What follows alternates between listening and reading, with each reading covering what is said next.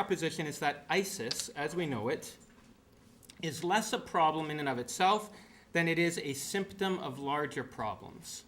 And those larger problems of which it is a symptom is the failed states of Iraq and Syria. I'll say more about all this in a moment, but the point that needs to be made at the outset is that the reason for the swift and dramatic expansion of ISIS, as pictured above, over the eastern third of Syria and the western third of Iraq, is that it was made possible by the breakdown of state structures in Iraq and Syria. I would further propose, therefore, that the response needs primarily to be a political diplomatic one that addresses these larger issues than a military one focused on ISIS. So my second related proposition is that any confidence that one can have right at the moment that somehow by unleashing military force, you can guide it towards a desired political goal. Not only does this idea have very little evidentiary support, and certainly I think the recent military interventions to topple regimes in the Middle East, whether that be in Afghanistan, Libya, or Iraq itself, caution against this idea.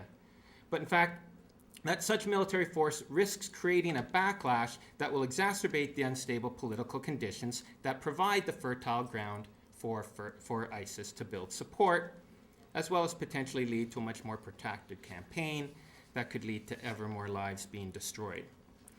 In the briefest terms, the expansion and consolidation of ISIS have mostly been in areas of Iraq and Syria that are primarily Sunni Muslim.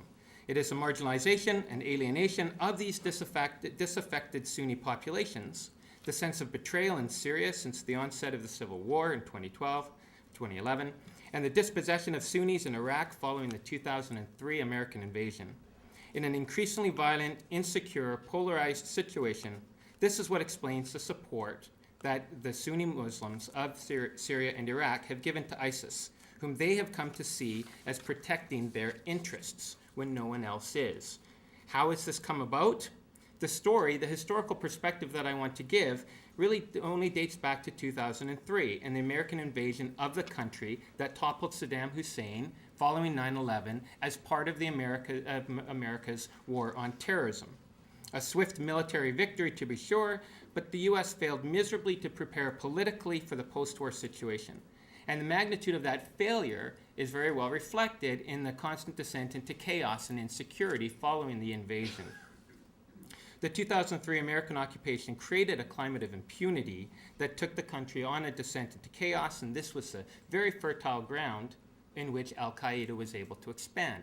Al-Qaeda jumps into the power vacuum of Iraq, a country devoid now of governance, and they proceed to gain adherents and followers, largely from the Sunni Muslims, who were purged from the government offices by the Americans after 2003, and then form the background of the resistance to the American occupation. And by definition, every military occupation will breed its own resistance.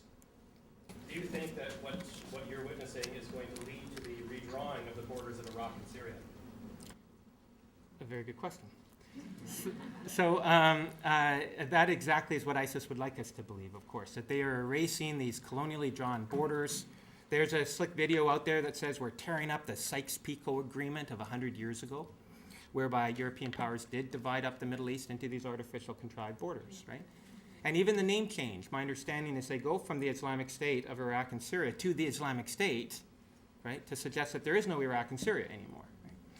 Right? And so there's some truth to this, but I think it is much more complex for a couple of reasons. One is that the European division of these areas, it did happen 100 years ago. So we're looking at multiple generations of people who are growing up, studying curriculum or fighting wars on behalf of, etc., Iraq and Syria. So there are these identities around Iraq and Syria that need to be taken into account.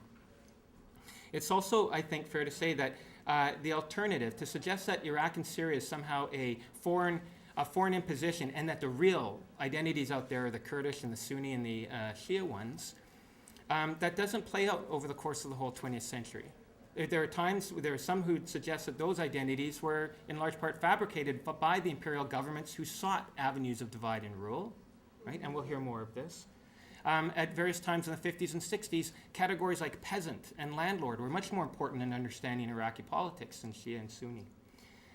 Okay, having said that, it's hard to imagine after the savagery of the last, in Iraq since 2003, that any community in Iraq would accept being led by another community from Baghdad.